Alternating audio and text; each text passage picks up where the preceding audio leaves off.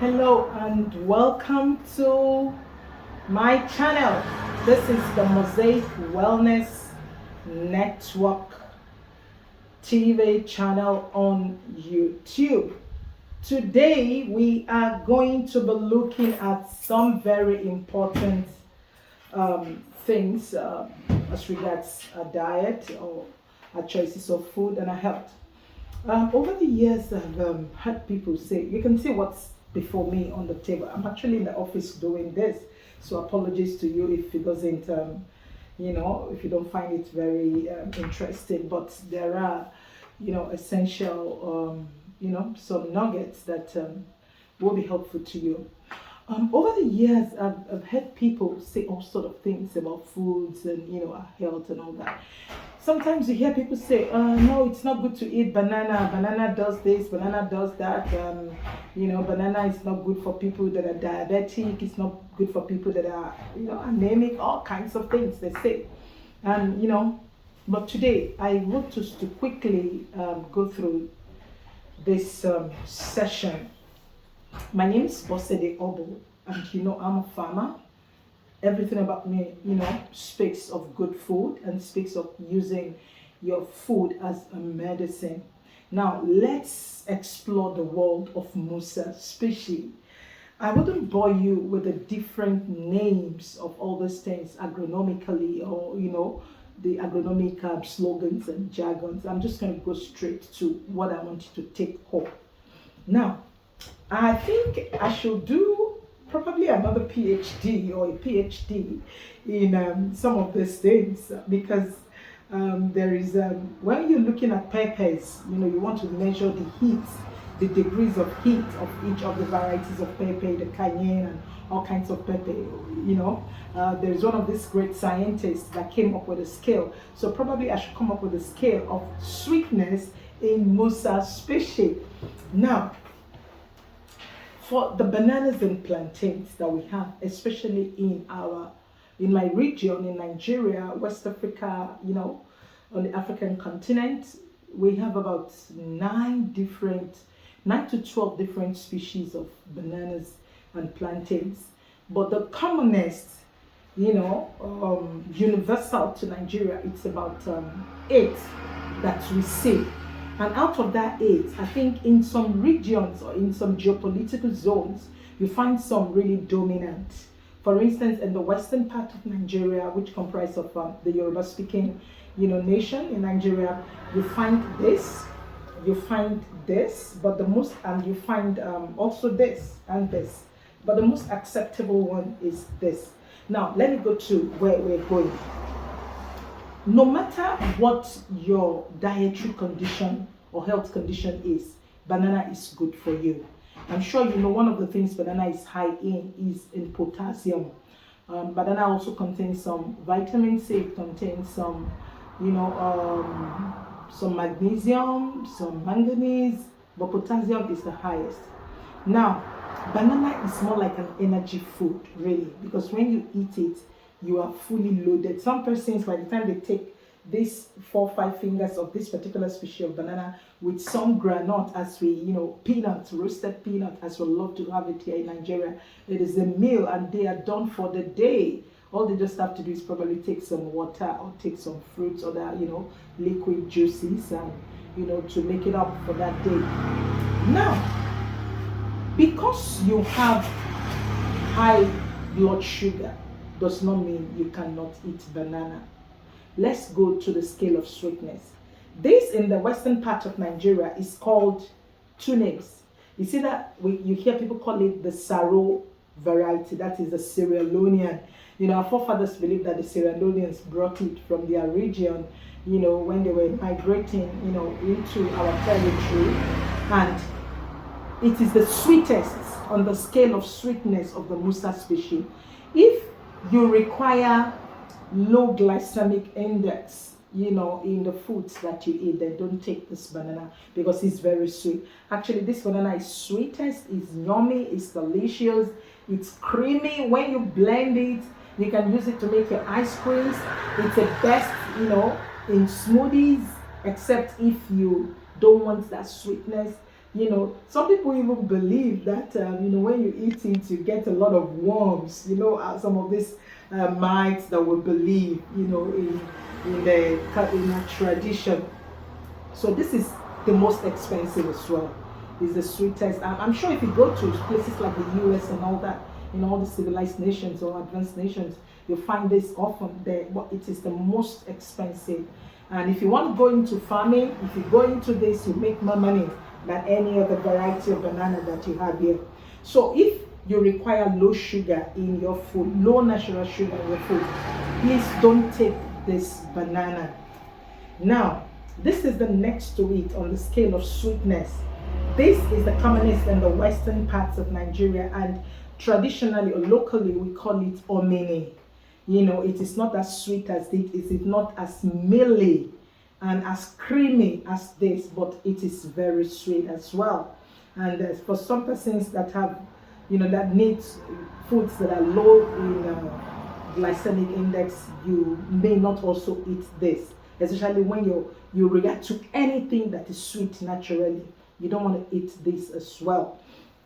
Now, on the level of sweetness, we go to the plantains.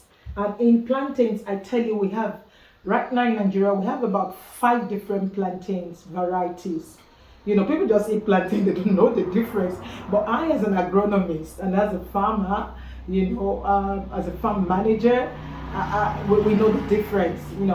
In the plantains, you have some that are very sweet, you have some that are orangish in color, you have some that are whitish, you have some that are beige in color, you have some, it comes in, the varieties comes on the colors and in the sweetness.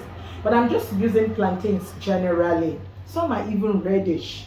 I'm just using plantains generally. If you are looking at something that is not very sweet, you can go for this in plantains. You can actually eat this like banana. It's just that our mind has been conditioned that banana, it is only this is the only one you can eat. This one you can cook it. Even this you can cook and fry it. But they fall in different culinary uses. So for this one, it's sweet as well, but not as sweet as this one and the second one on the scale of sweetness.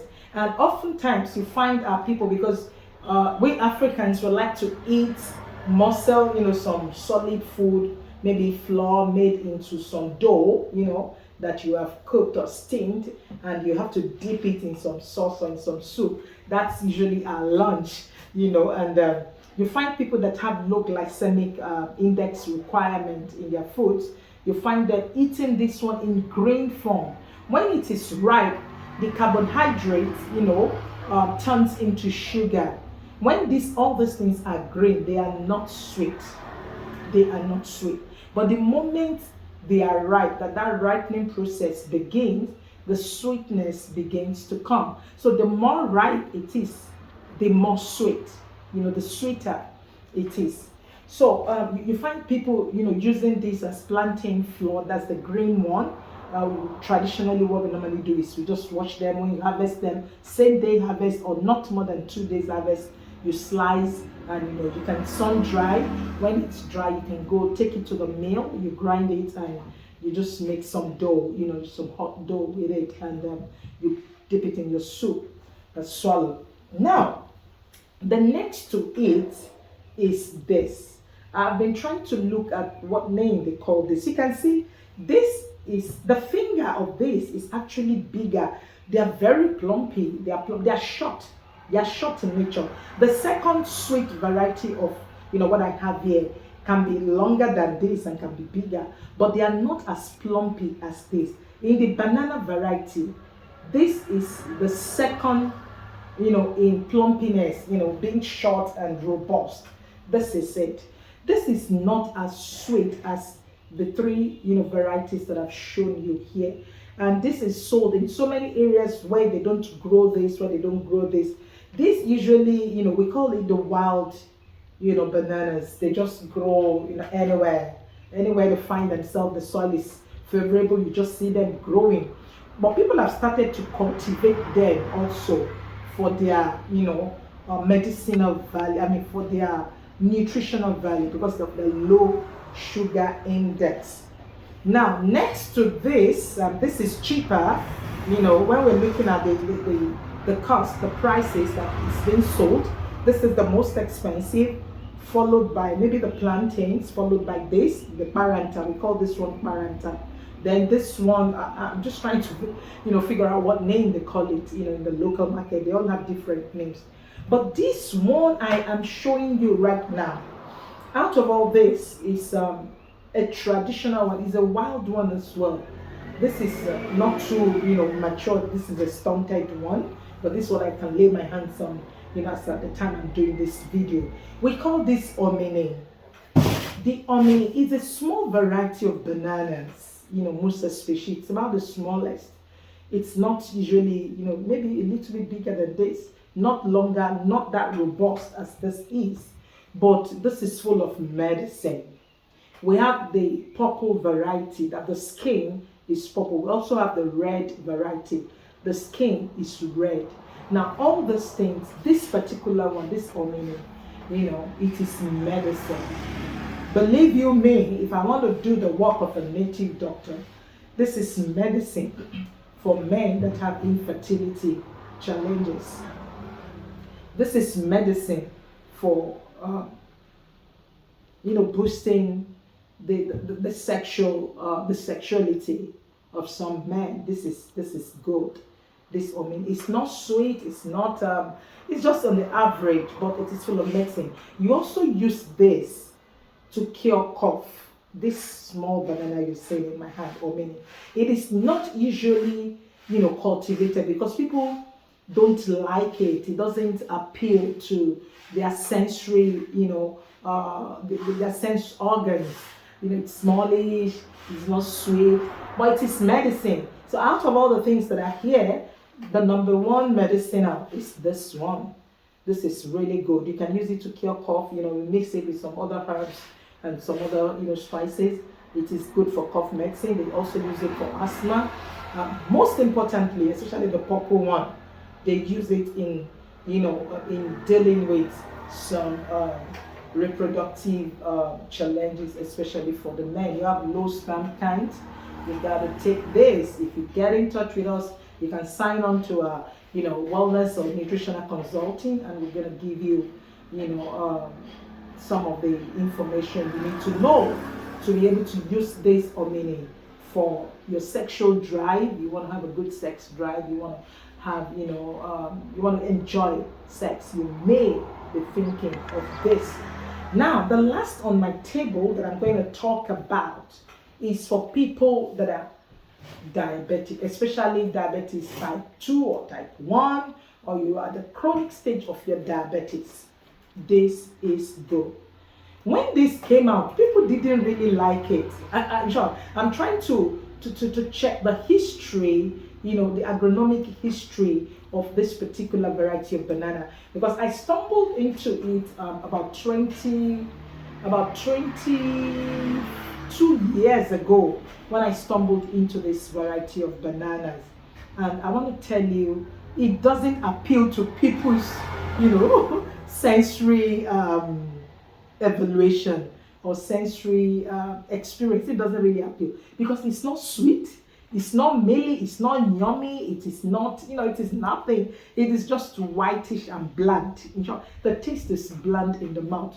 So if you have requirements for low glycemic index bananas or plantains, this is good. As a matter of fact, the English name, the name that people can easily resonate with that I gave to it is the cooking banana.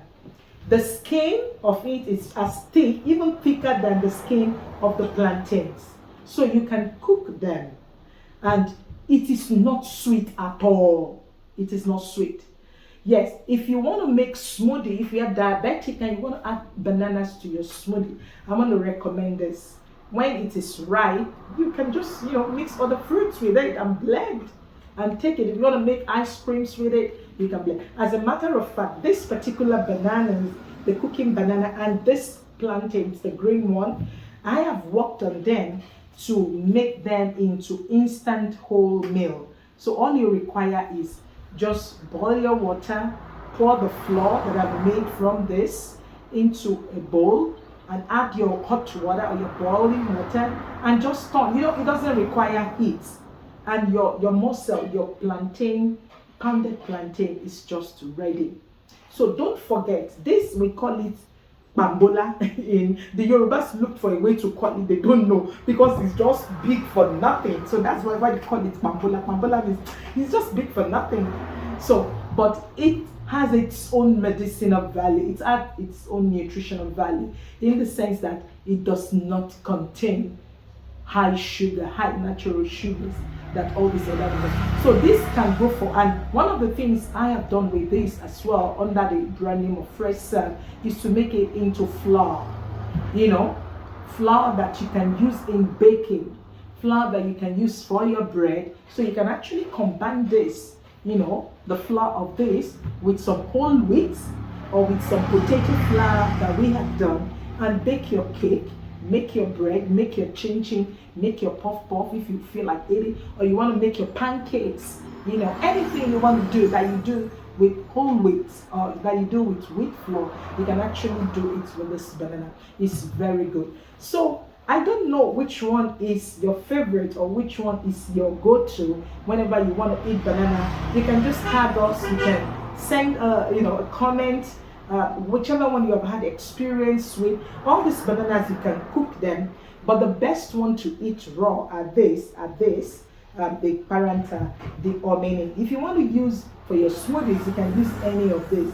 And if you have low glycemic index requirement in your bananas or plantains, remember you go for the bambola.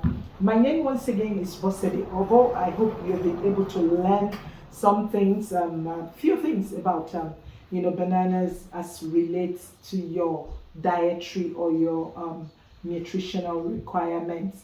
So keep watching our videos. Please subscribe to our channel. Send the link to somebody to watch for them to be informed. And all these bananas you're seeing here, Fresh Serve has made them into powders. So you can have their powders and blend with other fruits for your smoothies, or you use it in baking, or you use it in your swallow food. You know, it doesn't require heat, whatever thing you want to do with it except for baking.